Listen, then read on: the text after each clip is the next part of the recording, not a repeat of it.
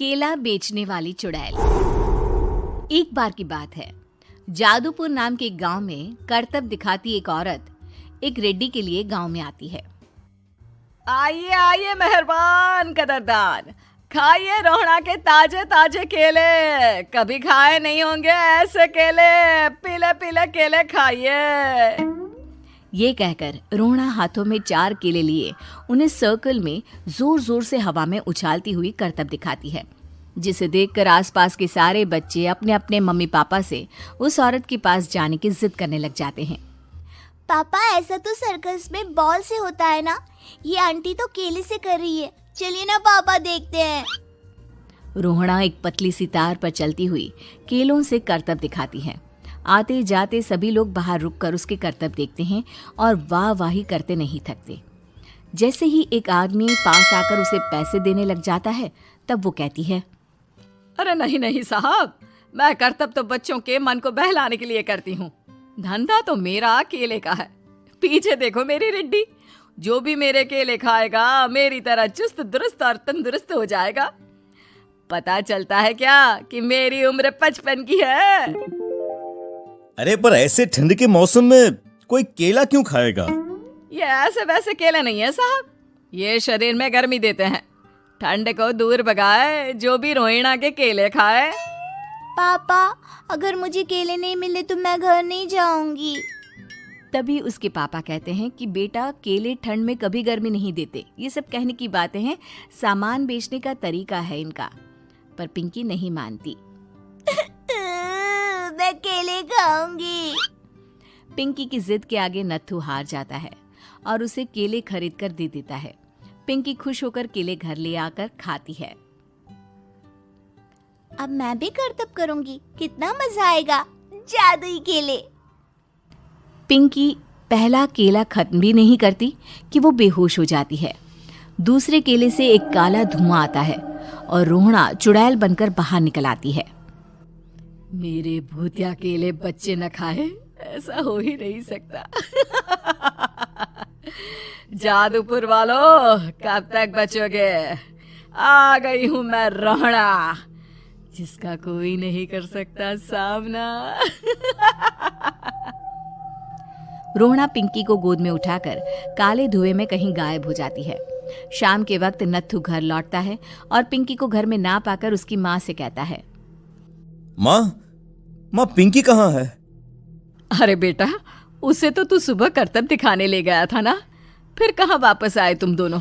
मुझे लगा तू उसे अपने साथ मंडी ले गया होगा। हे भगवान, मेरी बच्ची कहाँ गई? मैं उसे घर ही तो छोड़कर गया था माँ। नत्थू गांव के घर कोने में अपनी बेटी को ढूंढता है, पर उसे वो कहीं नहीं मिलती। परेशान होकर आके रो रो कर नत्थू हिम्मत हार कर घर लौट आता है। अगली सुबह रोहड़ा फिर से करतब दिखाने आती है और इस बार पिंकी की तरह रोनी केले खरीद लेता है। 50 रुपए दिए थे पापा ने, सारे पैसों के मैंने केले खरीद लिए हैं। अब मैं भी आंटी की तरह ही करतबबाज बन जाऊंगा। यही सोचते हुए रोनी केले खाता है और पहला अकेला केला आधा खत्म भी नहीं करता कि चुड़ैल उसके सामने आ जाती है। मेरे साथ चलने का समय आ गया है रोनी।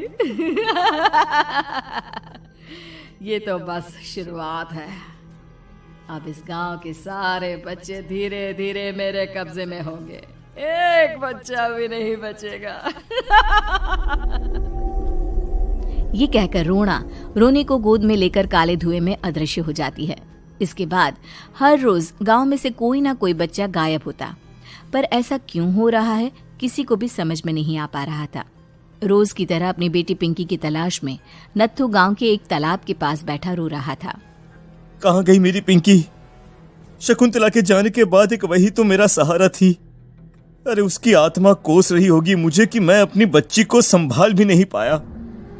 नत्थू ये कहता हुआ रो ही रहा था कि तभी तालाब में से उसे शकुंतला की आवाज सुनाई देती है। कहाँ थी तुम शकुंतला?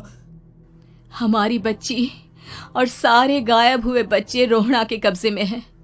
वो बच्चों को जो केले देती है उससे बच्चे बेहोश हो जाते हैं और उसके कब्जे में आ जाते हैं और वो उन्हें ले जाकर काली दुनिया में ले जाती है।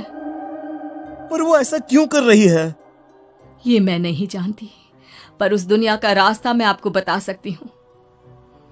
जहां ये नदी खत्म होती है वहां एक केले का पेड़ है, उसके नीचे एक दरवाजा है, वहीं से रास्ता जाता है उस दुनिया का। ये कहकर शकुंतला की आत्मा गायब हो जाती है।